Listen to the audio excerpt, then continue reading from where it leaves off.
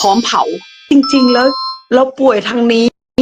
เราไม่ได้ป่วยทางกายภาพ mindset วิธีคิดหรือสิ่ง Yes ที่เราเชื่อสิ่งที่เรารับเอามาความเชื่อที่ไม่ใช่จิตเราอยากจะกระจ่างอยู่แล้วเราปักธงอยู่แล้วว่าเราอยาก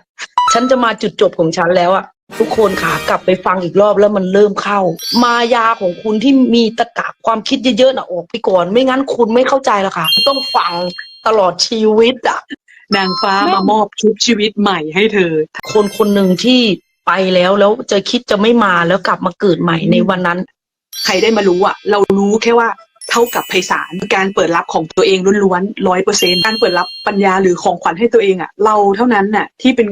คนมีอำนาจเราทั้งหมดอำนาจทั้งหมดที่ตัดสินใจมอบของขวัญหรือจะไม่เลือกทุกคนก็ทำให้ตัวเองอยู่แล้วแล้วเธอก็ได้มารับสิ่งนี้ทุกคนเนี่ยคือต้นตอทุกสิ่งทุกอย่างที่เกิดขึ้นในชีวิต